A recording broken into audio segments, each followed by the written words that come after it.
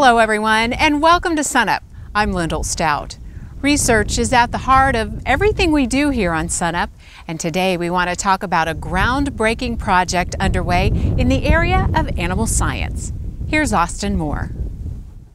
When we talk about cattle efficiency, we are usually talking about feed. But in light of our recent drought, a group of researchers at Oklahoma State University are taking a different approach. One thing that we haven't really looked at is the water resources that we use in cattle production. We have a lot of guidelines based on temperature and weight, but based on studies in other animal models, it looks like there's quite a bit of variation in water intake. So I think there's some opportunities either through genetics or management, or those two opportunities combined, that can give us a chance to really make some progress in that front as well. To address this issue, Rolfe and her collaborators have been awarded a $1 million grant from the USDA's National Institute of Food and Agriculture. So in this study, we're looking at both genomics in terms of DNA information, as well as metagenomics, which is sequencing of rumen microbial populations to try and discover more about how those populations affect feed and water intake. Over the course of this study, more than 800 animals will be monitored, not as a herd, but as individuals. So typically water intake is measured on a pen basis, and you lose all that interesting information in terms of how animal A versus animal B is water efficient. We asked beef sustainability specialist Sarah Place to show us some of the equipment being used. So this system is called an Insintec feeding system. We have about 30 animals in each pen. We have 4 pens in this barn. And what happens is each one of these animals has an identifier in their ear, a little ear tag. So what happens is the animal will stick their head through the opening, and this gray piece on top is a panel reader. And what happens is once that animal gets into the feeder, this information goes to a computer and it's recorded that, for example, steer 856 got into the feeder at a certain time. It will take a weight of the feed at that time and record how long the animal is in there feeding. And then when that animal leaves, it will record the weight again. So by the difference, we can figure out how much the animal eats every single time. And then the concept is the same for the water intake. At the corner of each one of these pens are the waters. So it's exactly the same concept, except rather than having feed in here, we have water. So the animals are all adapted and trained to use this system pretty rapidly. They figure it out quite quickly. So that's essentially the concept. All these animals are fed the same exact ration because, again, we want to look at individual feed and water efficiency for these animals. So we don't want to have any differences other than just the animals themselves in terms of what's contributing to that difference in efficiency. This data, compiled with animal behavior monitored through cameras, genetic data from the animal and its rumen population, gain data, respiration data, carcass data, and much, much more, will give us insight into cattle that we simply haven't had before. So what's unique is putting all that together and getting a complete picture of how, for example, one factor of feed efficiency, does that mean that those animals have different behavior? Does that mean those animals have different microbial populations? It's just going to give us a lot more information about what drives all these differences across animals for kind of the first time really looking at that comprehensively in beef cattle. Something that should have both short-term implications for the industry with improved management decision tools and long-term benefits from identifying more efficient genetics. Well, the short-term goals are really focused around management of cattle. And in this study, we really want to focus on the development of some decision support tools that will help cattle producers in dealing with drought. So we're working with Oklahoma Mesonet to build those decision support tools. And as we know, genetics is always something that takes a little bit more of an investment in time with beef cattle because we have a long generation interval. So kind of our short-term approach is to focus on some of those management opportunities while we collect the data that will help us build the building blocks to address some of these issues from a genetics perspective. And with such a large and comprehensive sample, we can expect the data this study produces to shape research for decades to come. For SUNUP, I'm Austin Moore.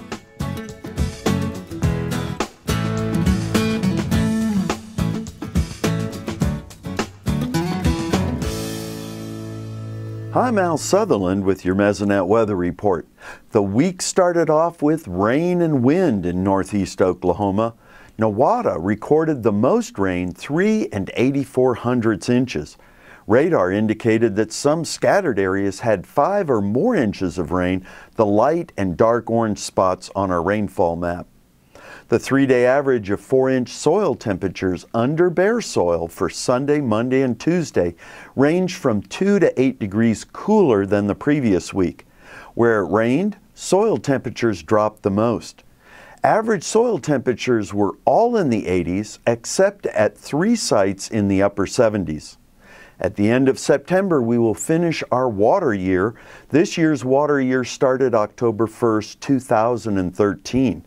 As of Wednesday, the red areas were over 12 inches below normal. The orange-red areas were 8 inches short. The light orange areas were 6 inches shy of their normal rainfall. The water year is used by climatologists to track how much rain has fallen for water recharge over the winter, and it's useful for monitoring wheat crop rainfall. Comanche County declared a county burn ban on Tuesday. It is scheduled to last 30 days to October 2nd. Here's Gary with a checkup on drought conditions.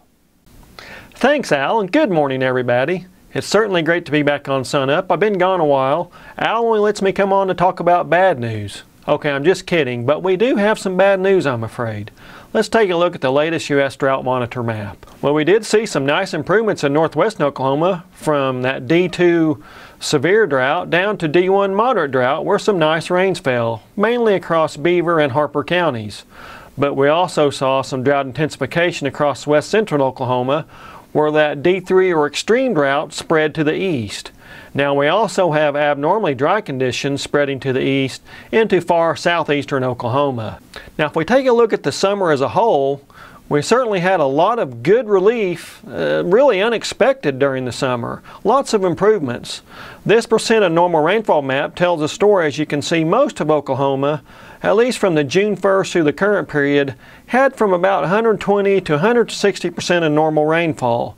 But those other areas, especially in west central Oklahoma, were still 80% to 60% of normal rainfall for that 3-month period. That's where you get the intensification.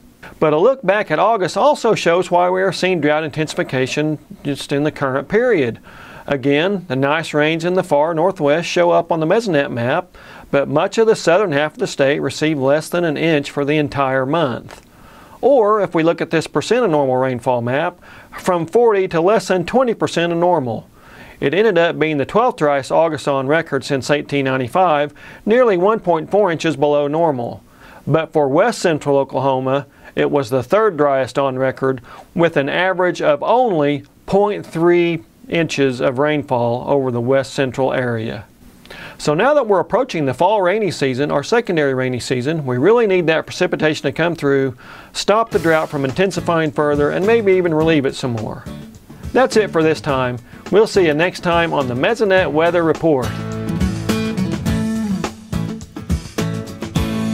The summer rains have been beneficial for Oklahoma's soybean crop. Here's our Northeast area agronomist, Brian Pugh.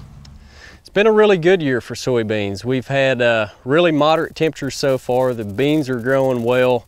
Really haven't had on the eastern side of the state any issues with lack of moisture. We've had timely rains all the way through the season, which has helped with some of the potassium deficiencies that we typically see in some fields. One thing that I have noticed is probably a few more herbicide drift issues than what we typically have. Some of that is due to wind drift and some of that due to temperature inversions at night. So besides that though, again, the beans are really healthy and looking really good. Some of these beans, you'll be out in them around lunchtime or shortly after in the afternoon, and they're still wet down underneath. So again, that's harboring some moisture in there, and that's making an environment where those fungal pathogens can set up. But again, that's a pretty small problem compared to other issues we've had in the past few years with drought. Producers got the beans in the ground about the right time. We'll be harvesting about the same time, and we should be at average or above average yields this year.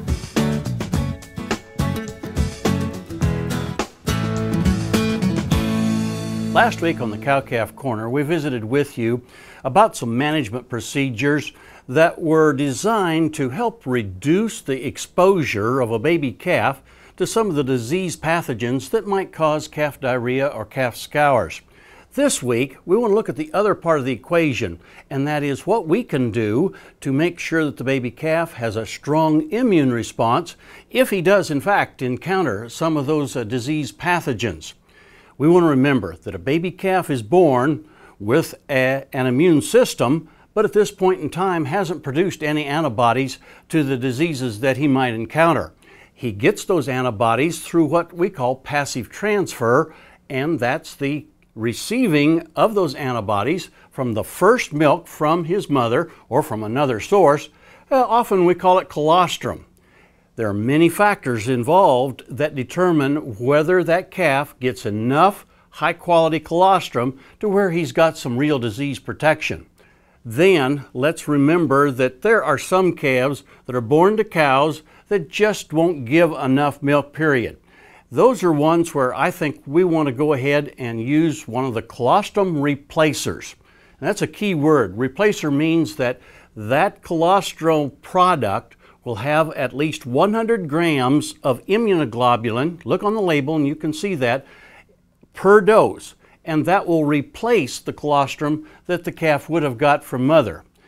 If we use those kinds of products rather than those that have smaller amounts of the immunoglobulins in them, we have a better chance to get that passive transfer that's necessary. So as we go through this calving season or any calving season, there's two sides to the equation that I think we want to keep in mind as we want to try to prevent an outbreak of calf diarrhea in our herd.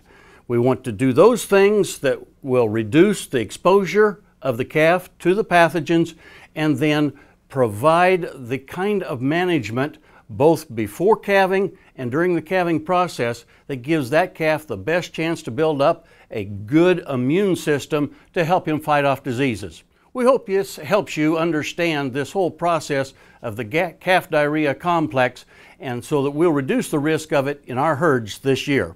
Hey, we look forward to visiting with you again next week on SUNUP's Cow-Calf Corner.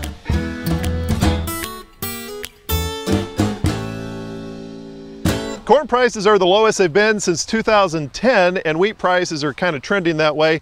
Kim, a lot of producers are wondering, are the two prices tied together? Well, you can go back to 2011, 12, 13 when corn stocks were extremely tight. We were feeding a lot of wheat. Corn then, the corn prices set a floor for wheat prices, and they were married, is the way I like to put that. August of 2012, corn prices peaked out at $8.40. Right now in the Chicago contract, the December contract is about $3.50. That's a 58% price decline in corn prices. Of course, wheat prices have come down too, but they peaked out in February of 2011 at about $9.90. The December wheat contract's around $6.15 right now. That's a 37% price decline. So yes, they both come down, but they've come down in different time periods and different percentages, with corn coming down dramatically more than wheat has. And so they're divorced right now. They're attached just a little bit, but mostly they track separately. Do you see the corn prices adding kernels to the cob here soon? Well, have they bottomed out? Right. I don't think so. I believe we're going just a little bit lower. Really? It really depends on, USDA's most recent projection was 167.4 bushels per acre, about 14 billion bushels. Allendale's got it at 174.1 bushels per acre, 14.6 billion bushels. The market's probably trading about 171 bushels.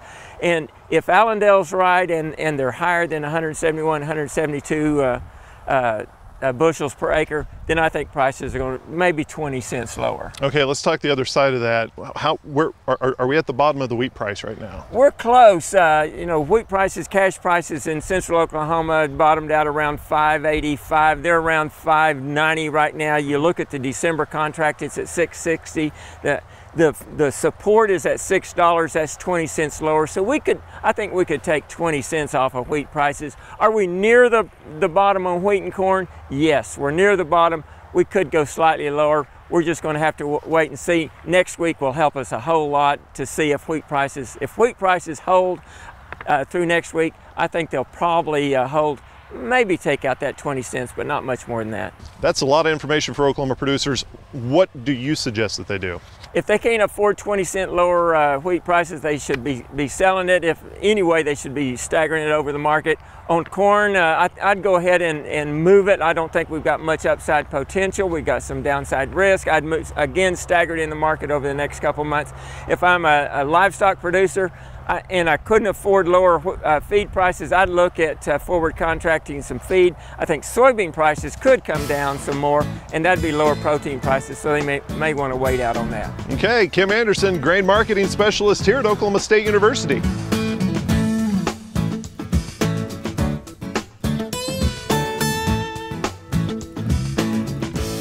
Hi, welcome to Shop Stop. Today we want to talk about electric motors and the information that you might want to get off of one if you're thinking about replacing it or if you need to.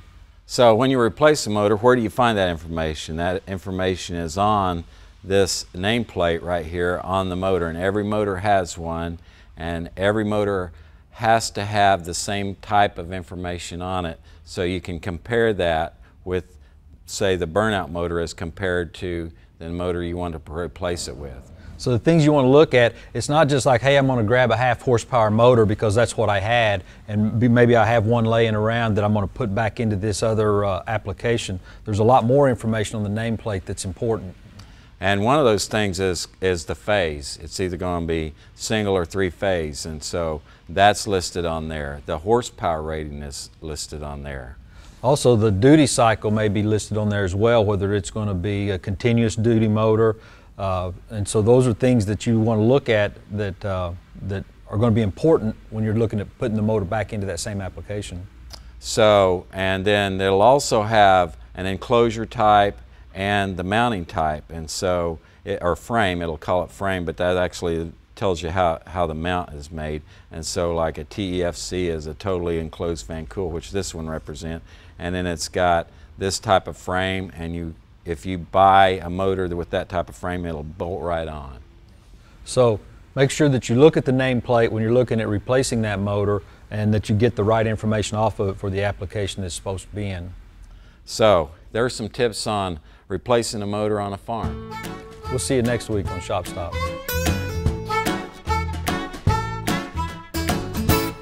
Joining us once again, Livestock Marketing Specialist Daryl Peel.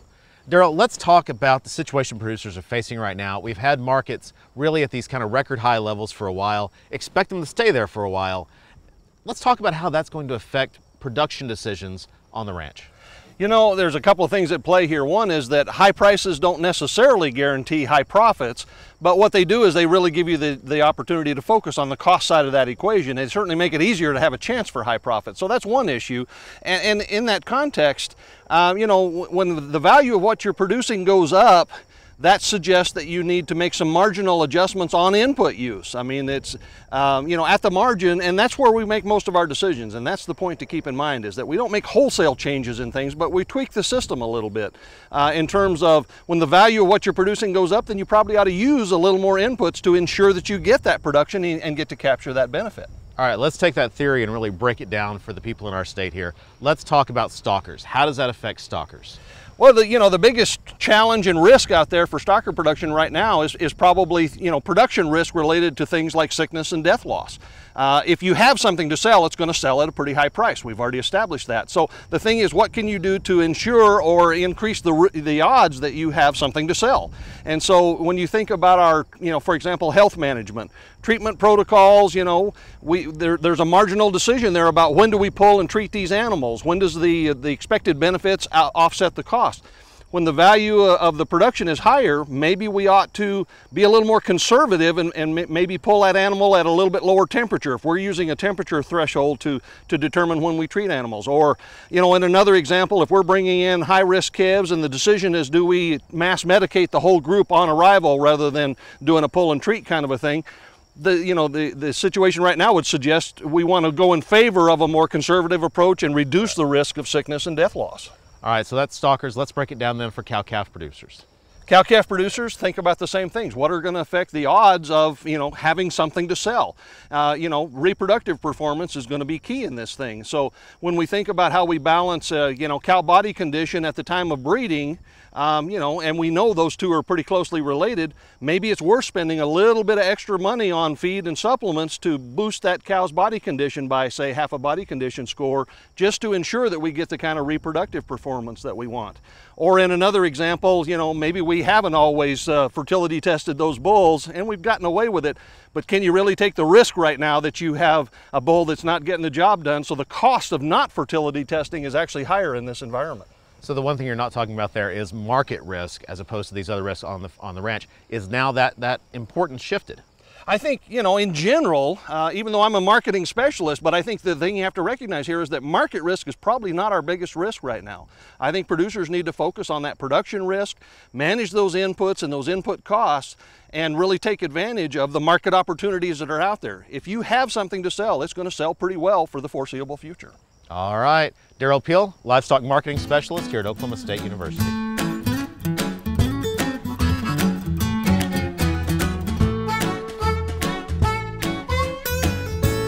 Have you ever wondered why there's so much air in your favorite bag of potato chips and how it got there? Well, today we have the answer with Tim Bowser, a food process engineer here at the Robert M. Kerr Food and Ag Products Center. And Tim, first of all, why is there air in potato chips and other similar products? And simply, how does it get there? Now, the air is there to protect the contents of the package. So it helps expand the package and acts as a cushion so that they don't break up those valuable chips inside. So we know there's the cushion, but is there another purpose of the air as well? Yes, there is a secondary purpose, and that is to protect the product from oxidizing.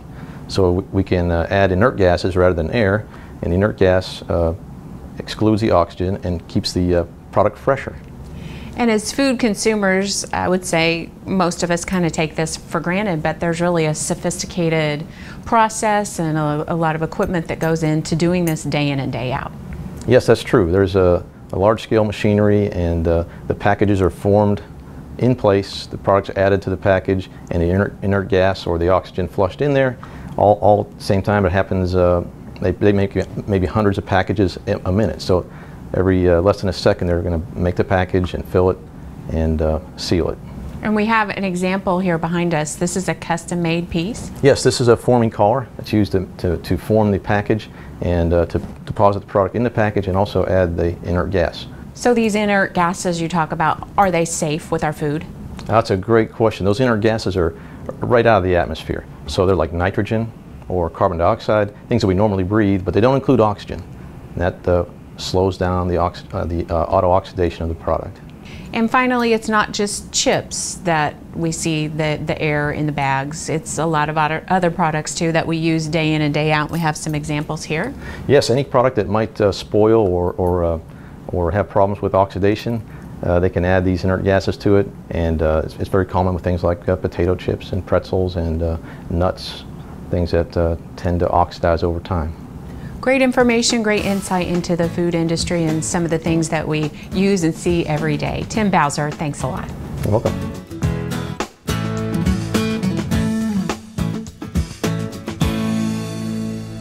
Last year at Wheat Harvest, we featured a story on SUNUP that's resonated with people all over the world. Brittany Crable of Caddo County touched hearts as we rode along with her on the combine, cutting wheat on her family farm and making plans to take over the operation and fulfill not only her dreams, but the dreams of her late father, who passed away 3 years ago today. The story is the most watched in the history of SUNUP, with more than 800,000 views on YouTube and hundreds more watching it every day. Like so many young people this time of year, Brittany is starting a new chapter in her life. So today we're spending a few minutes catching up. The room's just right, with a decor reflecting her personality and all the conveniences a college student needs. But Brittany Crable, now age 18, has something adorning her wall no one else has on the Oklahoma State University campus. A one-of-a-kind piece of art made by her cousin. There are name tags, a truck key, lapel pins, money from international trips, even a treasured belt buckle. all belonging to her dad, Jeff. The pliers holder that I always saw when I was younger with his pliers that still work. I can still take them out and use them if I need them. But just lots of cool things that were his. And then she put it all together in that tractor with So God Made a Farmer. And I opened it up at my graduation party and my jaw just dropped. Brittany knew she had to bring it with her. Just so many cool things that mean a lot to me. And so it was really a special thing then, but now that I get to bring it to college, and it's just a piece of me that comes to college. As she begins her first semester, she can't help but think of her dad. For me to choose to be here and for me to love it as much as I do, I think he would eat it up. He would love it. He would absolutely love it and be so proud. Proud she's studying agriculture too, majoring in ag economics. Lots of tradition in this building. Dad took classes here, and it's just fun to have that part of the tradition continue. As for the future, she has big plans. I want to be involved in some politics for agriculture and be able to represent agriculture as far as national and internationally. But as far as where I really want to be, it's in the middle of a wheat field in Caddo County, right where I grew up. Right at home, the 5th generation of Craybill planning to manage the family farm. Our best wishes to Brittany. That'll do it for us this week. Remember, you can find us anytime at sunup.okstate.edu and follow us on YouTube and other social media. I'm Lyndall Stout. We'll see you next time at SUNUP.